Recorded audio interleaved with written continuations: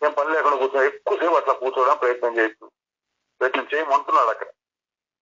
అట్లా వ్యవహారంలో ఉండాలి. వ్యవహారంలో సాక్షిగా ఉండటానికి ప్రయత్నం. సాక్షి కూడా సంకల్ప నాశానికి సమానం. సంకల్పాలు ఉంటాయి కానీ కోరికలు, రాగద్వేషాలు, ఈర్ష్యాద్వేష, అసూయం ఇటువంటివి లేకుండా ఉంటాయి. అందుకని దానికోసం నువ్వు ప్రయత్నం చేయి అది చెప్తున్నాడు. సంకల్పాల నాశం కోసమే పురుష ప్రయత్నాన్ని చేయి. ఓ పాపరహితుడా, సంకల్పం అనే దారంలోనే సమస్త పదార్థాలు గుచ్చబడి ఉన్నాయి. సమస్త పదార్థాలు గుచ్చబడి ఉన్నాయి అంటే ఇక్కడ ఉదాహరణ చెప్పినట్టు దండలో దారంలో పూలు గుచ్చబడి ఉన్నట్టు. పూలు కానీ లేదా నగలు, ఇతర వస్తువులు, పూసలు ఉంటాయి, జపమాలలో పూసలు ఇట్లాంటివి కానీ గుచ్చబడి ఉన్నట్టు. సంకల్పం అనే దారంలో సమస్త పదార్థాలు గుచ్చబడి ఉన్నాయి. అంటే ఇందాకటి పదార్థానికి ఈ పదార్థానికి రెండింటి సంబంధం ఏంటంటే రెండింటి అడుగును ఉండేటువంటి దారం ఉన్నట్టుగా ఇక్కడ రెండింటి అడుగును ఉండేటువంటి సంకల్పం.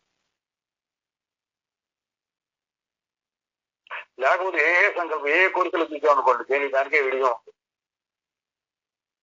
ఈ ఇల్లు చూశాను, కిటికీ చూశాను, చెట్టు చూశాను, గోడలు చూశాను, నేలను చూశాను, అన్నీ చూశాం.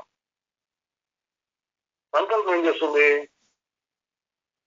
ఈ గోడలు నాది, ఇల్లు నాది అని ఏదో ఆలోచిస్తుంది. అంటే ఏం ఆలోచన చూసామనుకోండి దానికే గోడగా ఉంటుంది, నేలగా ఉంటుంది. రెండు కలుపుకొని ఇల్లు అనే కాన్సెప్ట్ ఉండదు, ఏదో ఊరికి కనబడుతుంది. సంకల్పం అనేటువంటి అన్నింటినీ కలుపుతుంది. చెట్టు కనపడుతుంది, పువ్వు కనపడుతుంది. చెట్టుకి పువ్వుకి సంబంధం, పువ్వుకి కాయకి సంబంధం. ఈ చెట్టు ఈ కాయని ఇస్తుంది, ఈ చెట్టు ఈ పండుగ వస్తుంది. ఇదంతా సంకల్పం. కొత్తగా ఇంద్రియాలు చూపించేది చెట్టు చూపిస్తున్నాయంటే అది చెట్టు చూపిస్తుంటే నీకు పండుగ కనపడుతుంది. ఇది సంకల్పం. అందువల్ల సంకల్పం అనే దారంలో సమస్త పదార్థాలు గుచ్చబడి ఉన్నాయి. ఈ చెట్టు కొన్నాళ్ళకి పూలు వస్తాయి, దాని కాయలు వస్తాయి, దాని పండు వస్తుంది, ఆ పండు మనం తినచ్చు. ఇదంతా సంకల్పం అనే దారంలో గుచ్చబడి ఉన్నాయి. ఆ సూత్రాన్ని తెంచివేస్తే అంటే ఏ క్షణానికి ఆ క్షణం అటు ఊరకుండు, ఊరక చూడు, ఊరక విను, రియాక్షన్ లేకుండా అటు చూడగలిగితే క్షణభంగురమైన ఈ పదార్థాలన్నీ ఎక్కడెక్కడికో పోతాయి. క్షణభంగురములు అంటే భంగురం అంటే నశించిపోయి, క్షణంలో నశించిపోయే పదార్థాలన్నీ ఎక్కడెక్కడికో పోతాయి. సంకల్పరహితుడివై ప్రాప్తించిన వ్యవహారాలని ఆశ్రయించు. ఇక్కడ చూడండి, మళ్ళీ వచ్చింది ఇక్కడ పాయింట్. సంకల్పం పోవాలంటే మనకు మనిషి జలంగా ముద్దుగా రాయిలాగా అయిపోతాడు, ఓ చెట్టులాగానో గోడలాగానో అయిపోతాడని మనకు అనిపిస్తుంది చదువుతూ ఉంటే. ఇక్కడ ఒక మెలిక పెట్టారు. మరి ఏమన్నాడు? సంకల్పరహితుడివై ప్రాప్తించిన వ్యవహారాలని ఆశ్రయించు. ప్రాప్తించిన వ్యవహారాలు నువ్వు కావాలని కోరుకోమాట, వాటంతట అవి వస్తాయి.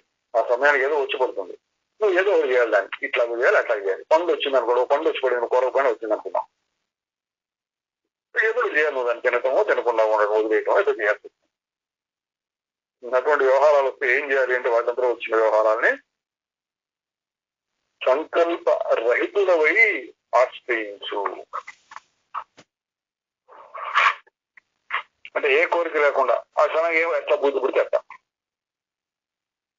ప్రపంచంలో మీద మనకేం కోరిక లేదు. ఎందుకని? మనకు కావాల్సినటువంటి సుఖము, శాంతి మనలోనే ఉంది. దాన్ని సంపాదించుకోవడం కోసం పురుష ప్రయత్నం చెయ్యి అన్నారు. గట్టిగా ప్రయత్నం చేయి. మరి ప్రపంచం ఏమైపోతే మాట రాకూడదు. ఇంకా ప్రపంచం ఏమైపోతే ఏంటి, ప్రపంచంలో నీ వ్యవహారం ఏమైపోతే ఏంటి, లోపల ఉన్నటువంటి నాకు దొరికింది. మన ఇంట్లో 10 రూపాయలు ఉన్నాయని గుట్లో పెట్టాం, 10 రూపాయలు ఉన్నాయి. ఎవడో చెప్పాడు అక్కడ ఆ చెట్టును ఊపితే బంగారు పళ్ళు పడుతున్నాయట అన్నారు అనుకోండి. మనం కూడా పరిగెత్తాం, అందరితో కూడా పరిగెత్తాం. నిజంగానే పడుతున్నాయి. 1, 2, 3, 4 మనం జేబుల్లో, కొట్టల్లో, బట్టలు అంత మొయ్యగలిగినంత మోస పట్టుకున్నాం అనుకోండి. అరే ఇంట్లో 10 రూపాయలు ఏమైపోయినాయో, మనం ఇక్కడికి వచ్చామే, ఆ 10 రూపాయలు ఎత్తుకెళ్ళాడేమో అని ఆలోచిస్తామా? నీకు ఇంత బంగారు గని దొరికితే అట్లా లోపల నీకు ఆనందం దొరుకుతుంది, బయట ఏం జరుగుతుందంటే ఎట్టగో జరుగుతుంది. ఆ క్షణానికి ఇప్పటి వరకు ఒక రకంగా ఉన్నాము, ఇదే కంటిన్యూ కావచ్చు, లేదా అందులో మార్పులు రావచ్చు, ఇంకా వ్యవహారం చెడిపోవచ్చు, ఇంకా ఇంప్రూవ్ కావచ్చు, ఏమైనా జరగదు. బయట వ్యవహారం ఏవైనా జరగదు, ఎట్లాగైనా జరగచ్చు. ఏ క్షణానికి ఆ క్షణం చూస్తూ సరే రాని జరిగేదో జరగని అన్నట్టుగా చూస్తూ ఉంటే దానివల్ల నీకు సుఖ దుఃఖాలు రెండు ఉండవు. సుఖం ఉండదు, దుఃఖం ఉండదు. బాగా అయిందని సుఖము, బాగా కాలేదనేటువంటి దుఃఖం, ఈ రెండు లేకుండా నువ్వు సాక్షిగా ఉంటావు. మరి ఏ సుఖము లేదు దుఃఖము లేదు ఎట్లాగంటే ప్రపంచంలో ఏంటి మరి మనకు వినోదం ఎట్లాగో అంటే లోపల, నీ లోపలే ఉంది. అది చెప్తున్నారండి, సంకల్పరహితులపై ప్రాప్తించిన వ్యవహారాలను ఆశ్రయించి. ఇక్కడ సంకల్పరహితులు అంటే ఈ సందర్భంలో అర్థం వ్యవస్థ పూర్తిగా ఆగిపోవడం కాదు, మనస్సు పనిచేస్తూ ఉంటుంది. కానీ నేను అన్న దృష్టి, అహంకార దృష్టి, రాగద్వేషములు, కోరికలు, ప్రపంచం నిజం, అందులో ఏదో ఉంది, అది నాకు కావాలి, ఇటువంటి దృష్టి లేకుండా అదంతా మాయామాత, ఏదో కనపడతాం అదే పోతాం అన్నట్టుగా చూస్తూ ఉంటే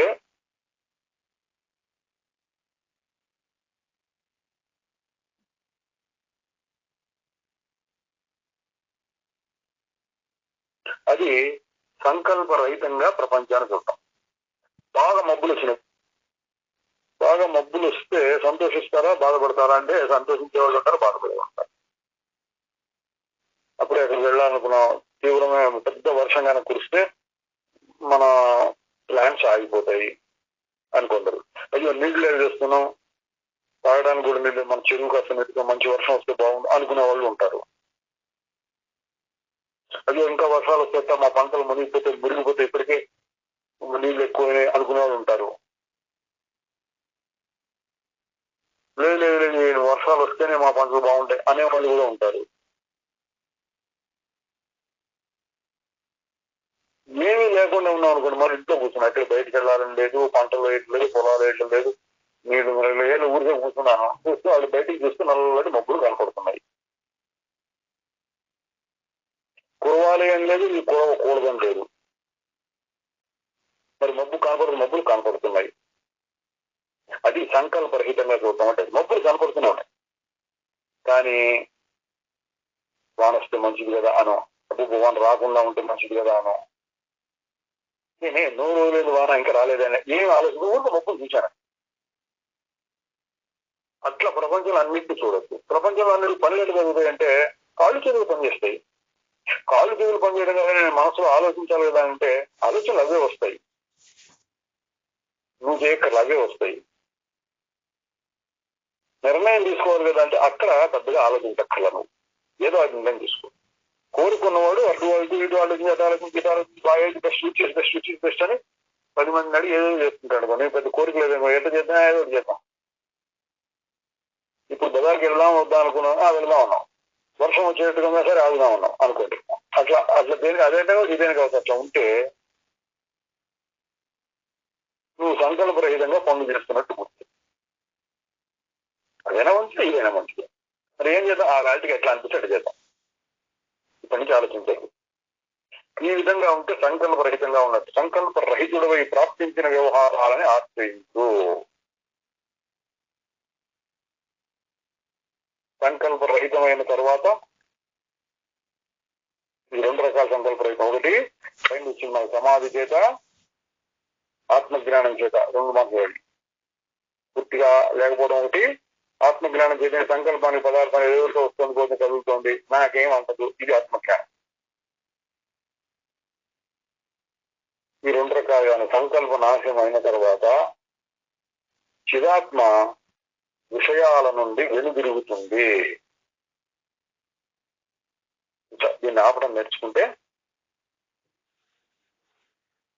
చిదాత్మ విషయాల నుండి వెనుదిరు. చిదాత్మ ఎప్పుడు లేదు, కానీ ఈ సందర్భంలో అంటవాడే. ఇది ప్రపంచం మీద పడకుండా తనలో తాను ఉంటుంది, లేదా మనస్సు ప్రపంచం మీద పడకుండా ఇంకా ఆత్మ వైపుకు తిరిగి ఉంటుంది. చెప్పిన తర్వాత దాసూరిని పుత్రుడు ఒక ప్రశ్న వేశాడు, ఏమని? తండ్రి, సంకల్పం ఏ విధంగా ఉంటుంది? అది ఫండమెంటల్ క్వశ్చన్. సంకల్పం అంటే ఏంటి, ఎట్లా ఉంటుంది, ఎట్లా పుట్టింది, ఎట్లా నశిస్తుంది? చూద్దాం వశిష్ఠ మహర్షి ఏం చెప్తారో చూద్దాం. వశిష్ఠుడు కాదు, దాసుడు. కుమారా, అనంతం, సత్తా సామాన్య రూపం, ఆత్మస్వరూపం ఆయన చైతన్యం విషయాల వైపు తిరగటమే సంకల్పం యొక్క అంకురం అని తెలుసుకో.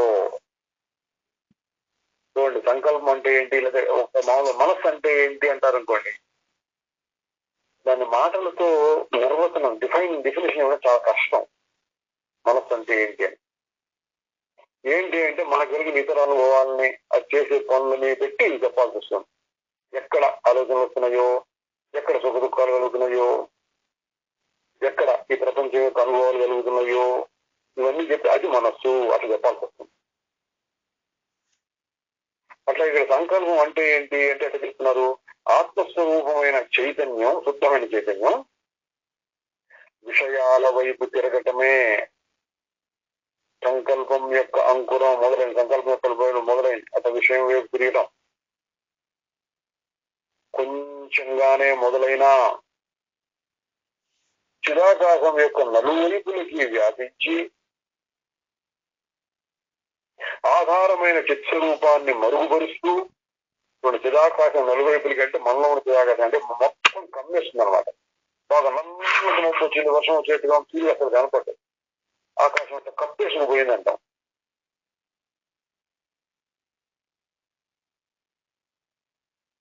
అట్లా ఆ చిదాత్మే అందులో సంకల్పం అట్లా బయటకు వచ్చింది. మొట్టమొదటి ఎట్లా వచ్చింది, విషయాల వైపు తిరిగి. మొట్టమొదటి తిరిగినప్పుడు ఒక కుతూహలం అంటుంటాం, క్యూరియాసిటీ. అంటే కుతూహలం ఏంటి ఇది అంతవరకే ఉంటుంది.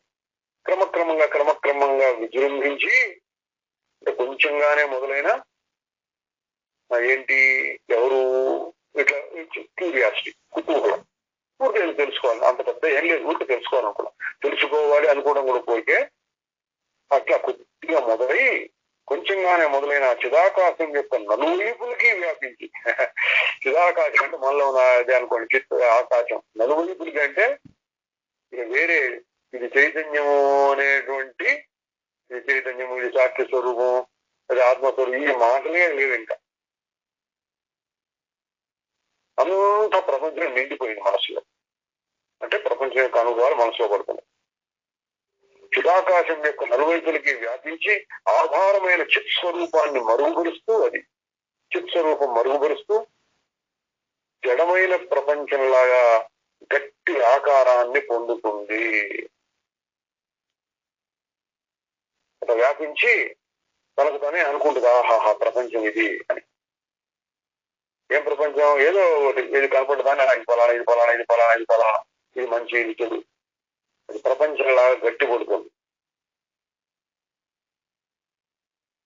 ఒక సంకల్పం నుండి మరొక సంకల్పం ఉదయిస్తూ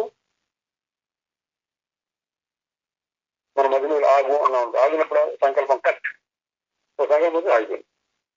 అట్లా కాకుండా మనం ఫ్రీగా వదిలేస్తే ఏమవుతుంది, ఒక సంకల్పం, ఆ సంకల్పం ఇంకొక సంకల్పం. ఏం చదువుతున్నాం ఇప్పుడు, ఒక ఆలోచన వచ్చింది. ఏం చదువుతున్నాం ఇప్పుడు, యోగ వాసిష్టం చదువుతున్నాం. యోగ వాసిష్టమా, యోగ వాసిష్టం అంటే వశిష్ఠుడు చెప్పింది కదా, వశిష్ఠుడు చెప్పింది యోగంలో. ఇక్కడికి మళ్ళీ ఇంకోటి వశిష్ఠుడి దగ్గర ఏం చెప్పబోతుంది. వశిష్ఠుడు ఏ కాలం వాడు, పోయింది ఎక్కడ కాలం దిగి. కాలం అంటే కాలం లేదండి, బ్రహ్మదేవుడిని పుట్టాడు. బ్రహ్మదేవుడి కాలం ఎవరు చెప్పగలరు, బ్రహ్మదేవుడి కాలం చెప్పచ్చండి, ఇన్ని మహాయుగాలు ఉంటుంది ఆయన కూడా. అట్లా లెక్కేయచ్చు. శ్వేతవరాహ కల్పము అన్నాడు. ఇప్పుడు 51వ కల్పంలో ఉంది ఆయన తరఫున, అంటే 51 రోజులు అయిపోయినట్టు బ్రహ్మదేవుడు ఇట్లా చెప్పచ్చండి అంటారు. ఎటు పోయింది మంది, వశిష్ఠుడి దగ్గర నుంచి వస్తుంది, ఎక్కడెక్కడికో పోయింది. ఇది చిదాత్మని కప్పేయటం. చిదాత్మ తెలియకుండా ప్రపంచాన్ని ఇంకో రకంగా చూపిస్తూ గట్టి ఆకారాన్ని పొందుతుంది. ఒక సంకల్పం నుండి మరొక సంకల్పం ఉదయిస్తూ, అంటే ఆత్మ కనపడకుండా. మబ్బు పోయింది, మబ్బు పోతుంది, ఆ మబ్బు పోయిన కొత్త మబ్బు వచ్చేసి మబ్బు అట్లా చిదాత్మను కప్పడం కోసం ఒక సంకల్పం నుండి మరొక సంకల్పం శీఘ్రంగా అభివృద్ధి పొందుతూ దుఃఖాన్ని కలుగజేస్తుంది. ఈ జన్మాదులతో నీకు ఎప్పుడు సంబంధం లేకున్నా, జన్మాదులని పుట్టడం మొదలైన వాటితో నీకెప్పుడు సంబంధం లేకున్నా భ్రాంతి చేత అట్టి సంబంధాన్ని కలిగించుకుంటున్నావు. భ్రాంతి చేత సంబంధాన్ని కలిగించుకుంటున్నావు. సుధాత్మ ముందు కుతూహలంలాగా బయలుదేరింది. ఇదేమిటి అన్నాం, ఇది చెట్టు అన్నాం. అదే ఉదాహరణ తీసుకున్నాం. చెట్టు అన్నాం, ఏం చెట్టు? ఫలానా చెట్టు. మీకేంటి పూలు వస్తాయి, డైరెక్ట్ గా కాయలు వస్తాయి. ముందు పూలు వచ్చి పూలు కాయలు అవుతాయి. ఎన్నాళ్ళు పడుతుంది? ఇంకా 3 నెలలు పడుతుంది. ఆహాహా, ఇదంతా ఆలోచిస్తున్నాడు. మెల్లిగా అటువైపు తిరిగింది. 3 నెలల తర్వాత కాయ వస్తుంది, తీసుకుంటే బాగుంటుంది అనిపిస్తోంది. అట్లా ప్రపంచం వైపు తిరుగుతూ ఉంటుంది. ఒక్కోసారి గట్టిగా పడుతుంది. ఎక్కడి దాకా వెళ్తుందంటే దుఃఖాన్ని కలిగిస్తుంది. కొత్త కుతూహలంగా ఉన్నప్పుడు దుఃఖం ఉండదు. ఉంటే ఉందిలే, అది ఉంది. చూసాం, గోడను చూసాం, చెట్టును చూసాం, మనిషిని చూసాం, రోడ్డును చూసాం, ఆ కారుని చూసాం, ఇట్లా ముందు చూసాం. పెద్దగా నష్టమే లేదు. కొంచెం కుతూహలం కలిగితే ఇంకొంచెం దూరం ఉండి గట్టిపడి అది కోరికగానో, కోపంగానో, తాపంగానో, ఈర్ష్య, ద్వేషం, అసూయగానో ఇటువంటి వికారాలను కల్పించి చివరికి దుఃఖాన్ని కలిగిస్తుంది. మొదట్లో చిన్నగా మొదలైనా కూడా. ఈ జన్మాదులతో నీకు ఎప్పుడు సంబంధం లేకున్నా భ్రాంతి చేత సంబంధాన్ని కలిగించుకుంటున్నావు అంటే సంకల్పం. అదనమాట, కలిగించుకోవడమే సంకల్పం. నేను శుద్ధ చైతన్యం, అట్లా ఉంటే సంకల్పం లేదు. సడన్ గా శరీరం మీకు వచ్చేసి ఇది నేను అనిపిస్తాను. సరే, ఇప్పటిదాకా నిశ్చలం అన్నావుగా, మళ్ళీ దీని మీద వచ్చి నేను అంటున్నావేంటి? సమాధానం కల్పించుకుంటున్నావు ఒక క్షణంలో వచ్చేసి. అది సంకల్పం. యథార్థాన్ని విచారిస్తే ఆత్మకు జన్మ ఎక్కడ? సంకల్ప వశం చేత స్వయంగా నీవు మూఢుడు అవుతున్నావు. జన్మే లేని దానికి జన్మ ఉందని మూఢుడు అవుతున్నావు. సంకల్ప నాశం కోసం ప్రయత్నించడం చేత జీవుడు భయాన్ని పొందకుండా ఉంటాడు. సంకల్ప నాశం కోసం ప్రయత్నించడం చేత ఎట్లా ప్రయత్నిస్తావు? తెలుసుకోవడం. ఏం తెలుసుకోవాలి? సంకల్పానికి నిజమైనటువంటి ఉనికి లేదు, అటు వస్తుంది పోతుంది. సంకల్పం యొక్క అవసరం నాకు లేదు. సంకల్పం వల్ల దుఃఖం కలుగుతుందని సుఖం రాదు. ఇవి తెలుసుకున్నందువలన సంకల్పాలకు విలువ ఇవ్వకుండా ఉండటం వలన అవి తగ్గితే నీ భయం పోతుంది. అంటే విలువ ఇవ్వకుండా ఉండటం కోసం ఈ జ్ఞానం ఉంటుంది. ఎందుకంటే విలువ ఇవ్వకుండా ఉండటం కోసం. ఇందాక ఉదాహరణ చేసిన చెట్టు కనపడగానే అంటే అయిపోయింది. ఏం చెట్టు, ఎప్పుడు పువ్వు వస్తుంది, ఎప్పుడు ఇంత ఆలోచించడం. చెట్టు అనగా అయితే ఏంటి అంటే అయిపోయింది. అంటే విలువ ఇవ్వకుండా వెళ్ళడం అంటే ఎక్కువ దూరం వెళ్ళదాం. సంకల్పం ఏదో కనపడుతుంది అంతే.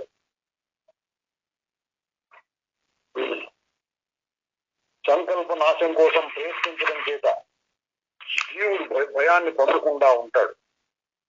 భావన చేయనంత మాత్రం చేత, సంస్కృతంలో భావన అభావమాత్రేణ భావం లేకుండా ఉండటం మాత్రం చేత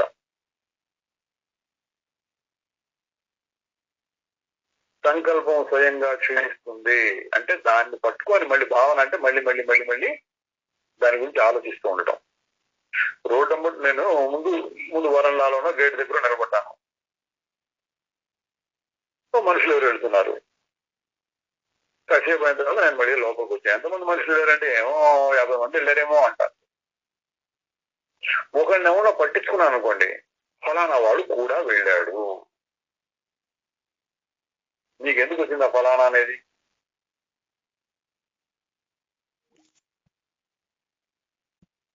అంటే నువ్వు పట్టించుకున్నావు కాబట్టి. ఇక్కడ అభావనం అంటే భావన అభావం మాత్రమే. అభావం మాత్రం అంటే ఎట్లా ఉంటుంది? భావించుకున్నావు. ఎవడో వెళ్ళాడు అంటే వెళ్తున్నారు. ఎంతమంది వెళ్ళారు? చాలా మంది వెళ్ళారు.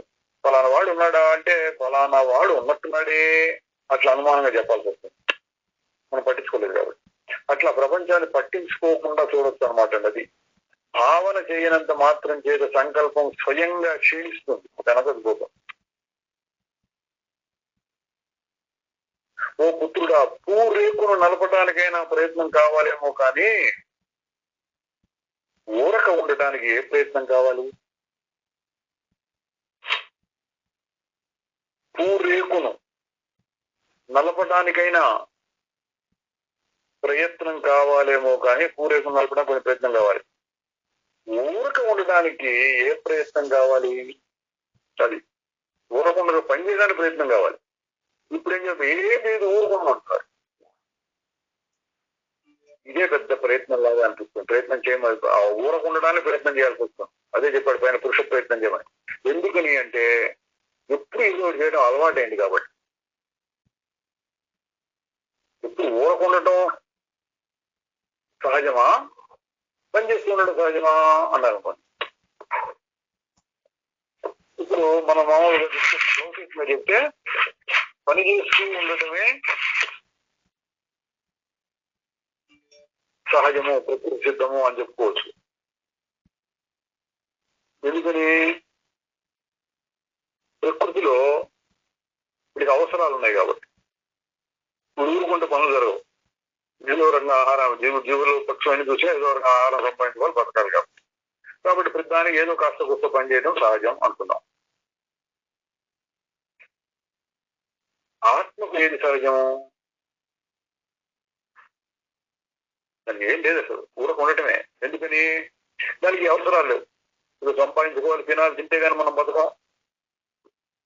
ఇది లేదు దానికి.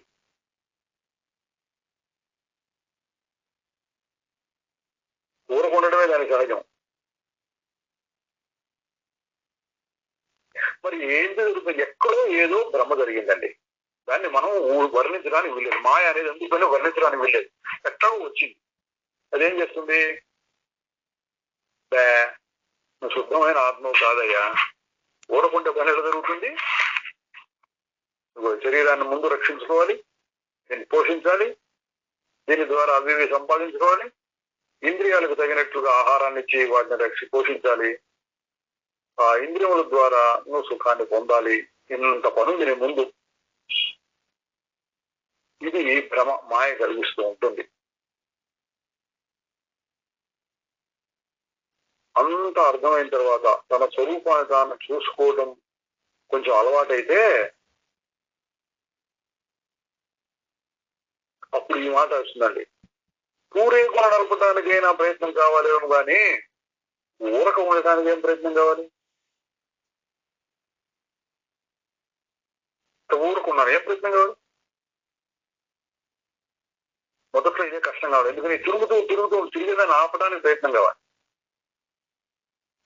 అది అర్థం చేసుకున్నాను. తిరగడం అనవసరం అర్థం చేసుకుని ఆగిపోతాం, సహజంగా ఆగిపోతాం.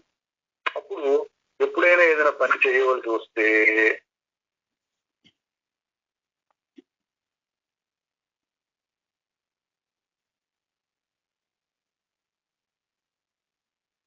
అప్పుడు ఎట్లా ఉంటుందంటే, అబ్బా ఇంత పని చేయాలా అన్నట్టుగా ఉంటుంది.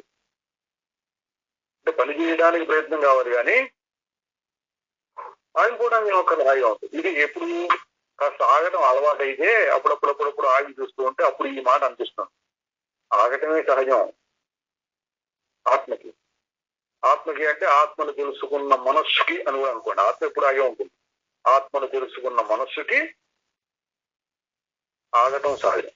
ఎందుకు? అది హాయిగా ఉంటుంది కాబట్టి. మనసుకి హాయిగా ఉండటం సహజం అండి. నిజంగా చెప్పాలంటే సహజం కాదు, కోరిక. మనస్సు యొక్క వెంపర్లాట, తిరుగులాట, ప్రయత్నం దేనికోసం అంటే హాయిగా ఉండడం కోసం.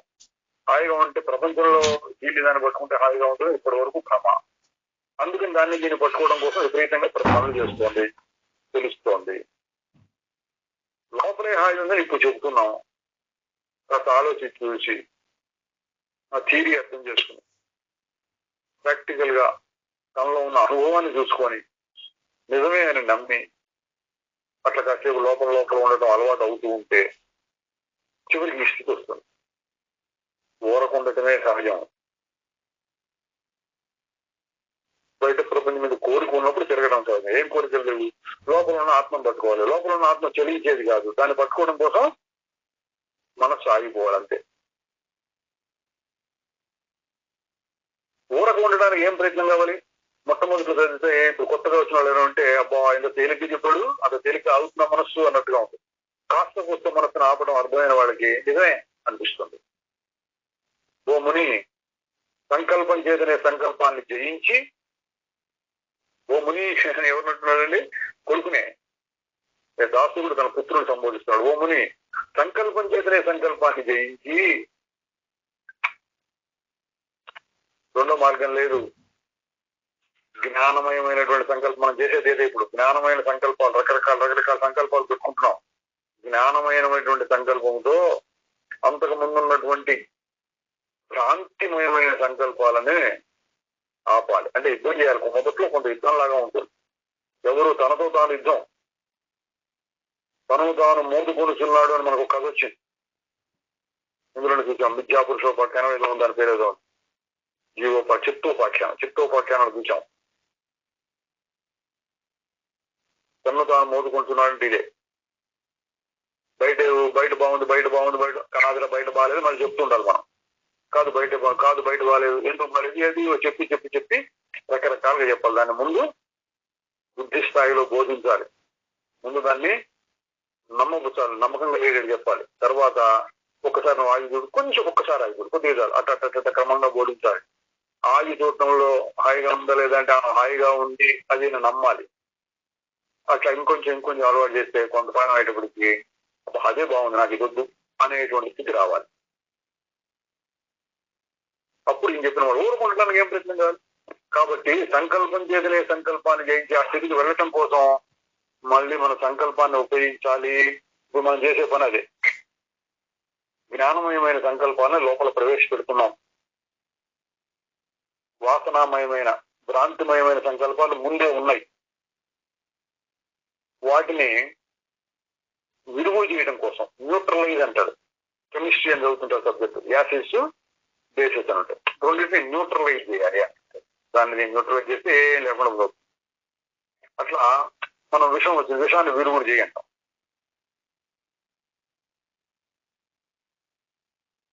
అట్లా ఇక్కడ ఏం చేయాలి? ఇప్పుడు సంకల్పం చేతనే సంకల్పాన్ని జయించి, ఏ సంకల్పం అంటే జ్ఞానమయమైన సంకల్పం చేసేటప్పుడు మనం జ్ఞానమయమైన సంకల్పాన్ని ప్రవేశపెడుతున్నాం.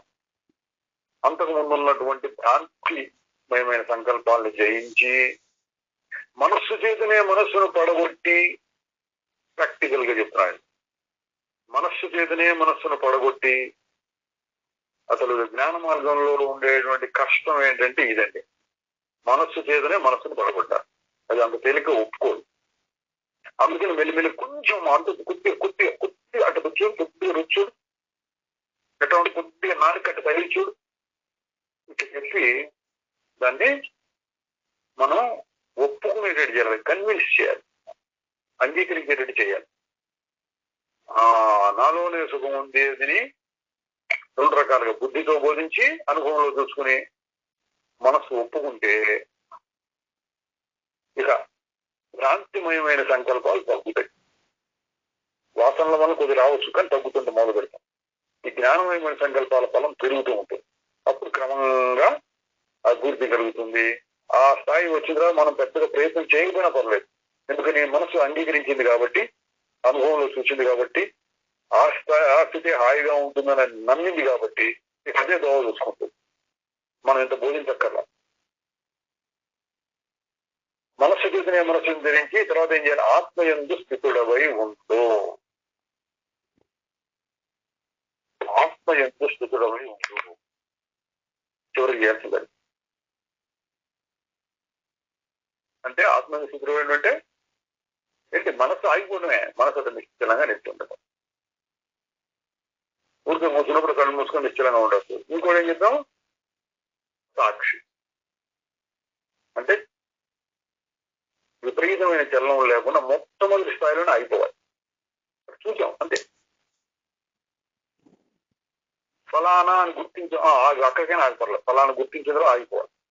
మంచిగా చెడా కావాలి అంత దూరం పోనీయకుండా ఆగిపోతూ ఉంటే అది కూడా సమాధి, అది కూడా సంకల్ప నాశం కిందకే వస్తుందని పైన చెప్పారు. సులభ సాధ్యమైన ఈ కార్యంలో అంటే సులభంగా ఆపుకోవచ్చు. అది కాకుండా పెద్ద పెద్ద పనులు చేస్తావేంటి? ఏం కష్టం ఉంది? సంకల్పం లెస్సగా శమిస్తే జగత్తంతా శమిస్తుంది. సంకల్పం ఆగిపోతే ప్రపంచం అంతా ఆగిపోతుంది. ఉన్నా కూడా లేనట్టే నీ కోరికలు లేకపోతే. సంకల్ప అభావం చేత సంసార దుఃఖమంతా సమూలంగా నశిస్తుంది. సంకల్పం అంటే ప్రపంచంలో ఏదో ఉంది, దాన్ని పొందాలనే భ్రమతో కూడినటువంటి చలనం. భ్రమ లేకుండా చూసే చలనాన్ని జ్ఞానం అంటున్నారు, భ్రమతో కూడినటువంటి చలనాన్ని సంకల్పం అంటున్నారు. అది శమిస్తే సంసార దుఃఖమంతా సమూలంగా నశిస్తుంది. తత్వవేత్తల్లో శ్రేష్ఠుడమైన ఓ కుమారా, ఈ సంకల్పమే మనస్సు, జీవుడు, చిత్తం, వాసనారహితమైన బుద్ధి అవుతుంది. రకరకాల సందర్భాన్ని బట్టి అన్ని సంకల్పం అంటే మొట్టమొదటి చలనమే సంకల్పం అన్నాడు కదా. అందుకని మనస్సు, జీవుడు, చిత్తం, బుద్ధి అవుతుంది. వాసనా సహితమైన బుద్ధి అంటే వాసనలో ఉన్నటువంటి బుద్ధి, ఇంకా జ్ఞానం కలగలేదు కాబట్టి ఇవన్నీ పేర్లలో తేడాయే, కానీ అన్నిటి పదార్థము సంకల్పమే. జగత్తులో సత్యత్వ బుద్ధి తొలగితే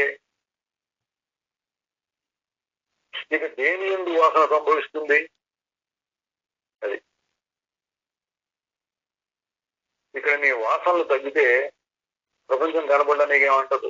అదొక పద్ధతి అయితే ఇంకొక రూట్ లో చెప్తున్నాడు. అటు నుంచి వస్తే అసలు ప్రపంచం నిజం కాదు అని నువ్వు గట్టిగా నమ్మితే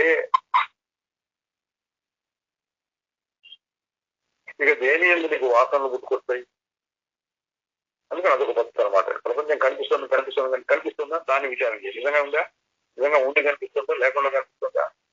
లేకుండా ఎట్లా కనిపిస్తుందండి అంటే ఎండమావుల్లో నీరు లేకుండా కనిపిస్తుంది, ఆకాశంలో నీలం రంగు ఒక్కోసారి కనిపిస్తుంది లేకుండానే, కళలో అనేక పదార్థాలు లేకుండానే కనిపిస్తాయి. ఇటువంటి ఉదాహరణలు ఉన్నాయి. భ్రమ అంటారు దాన్ని. అందుకని అటు నుంచి విచారం చేసి జ్ఞాన భాషలో ఈ యోగ వాసిస్తున్న వశిష్ఠ మహర్షి రెండు రకాలుగా చెప్తుంటారు. అటు నుంచి ఇటేమో ఆత్మ యొక్క స్వరూపం నీకు ఏది అంటది ప్రపంచం ఉన్నా సరే నీకు అంటది. ఇది ఒక రూట్.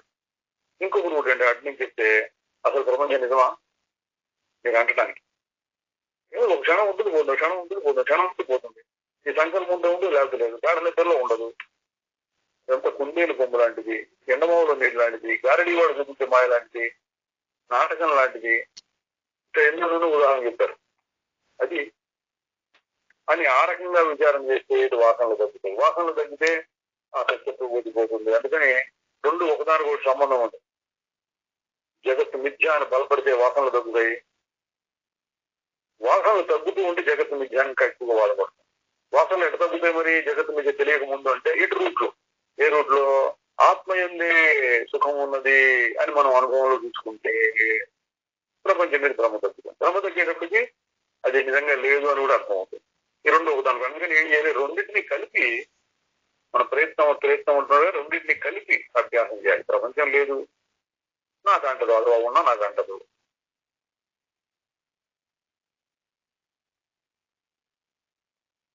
భావన క్షయం చేత మోక్ష సిద్ధి కలుగుతుంది. ఆలోచించకుండా ఉంటే మోక్ష సిద్ధి కలుగుతుంది. కనుక దృఢాభ్యాసం చేత, నాకు పురుష ప్రయత్నం ఉన్నాడు, దృఢ అభ్యాసం చేత దృశ్యాన్ని రహితం చేసి, దృశ్యం కనపడకుండా చేసి, అంటే మళ్ళీ యోగులు చెప్పండి ప్రాణాయామం మొదలైన టెక్నిక్స్ పెట్టుకొని శరీరాన్ని కదలకుండా చేసి, ప్రాణాన్ని కదలకుండా చేసి, అంతా బంధించేసి, ఏ మనసును కూడా బంధించేసి ఏం లేకుండా చేయడం అనే అర్థం కాదు ఇక్కడ.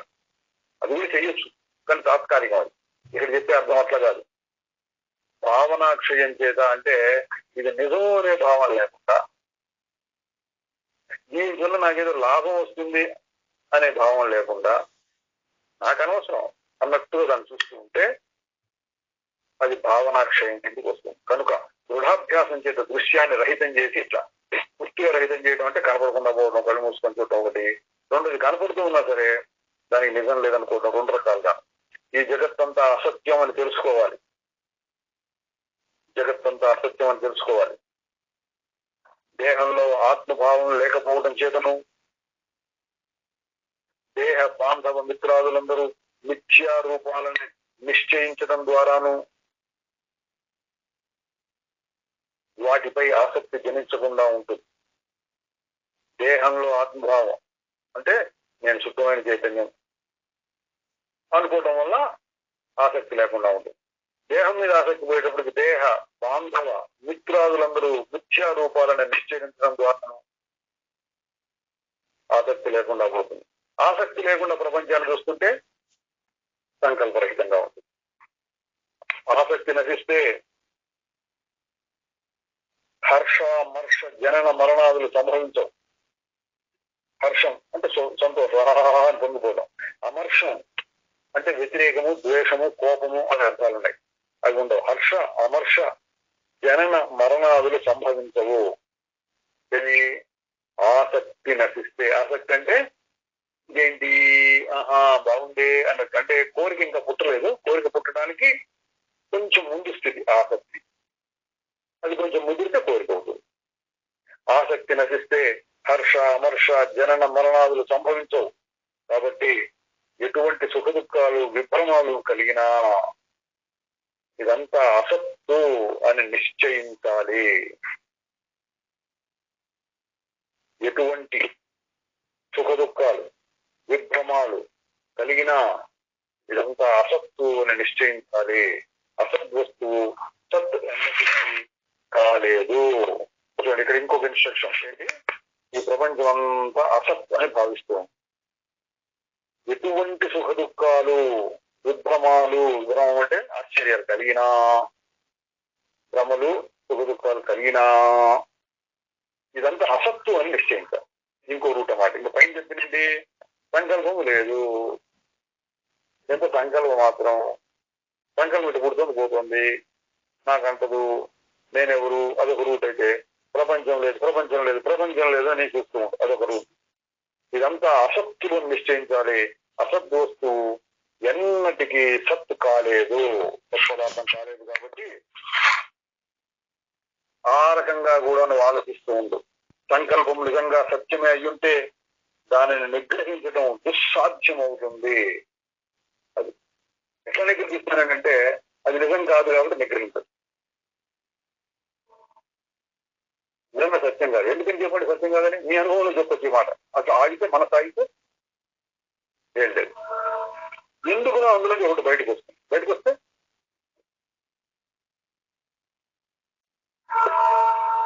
అది నిజమనే అది వస్తుంది.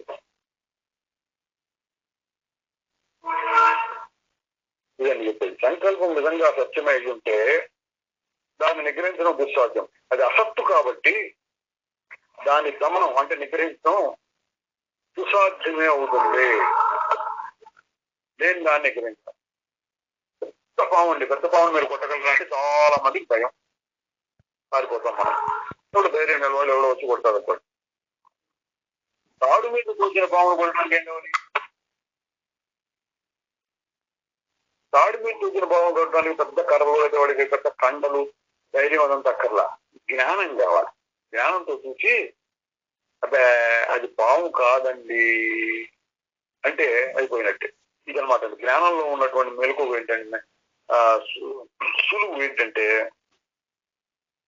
అది అసత్తు కాబట్టి దాని గమనం సుసాధ్యమే అవుతుంది. ఎట్లా అసత్తు అంటే ఈ క్షణంలో ఉంది, ఏది అది వస్తే లేకుండా పోతుంది, అది అసత్తు. కాబట్టి దాని గమనం అంటే నిగ్రహించడం సుసాధ్యమే అవుతుంది.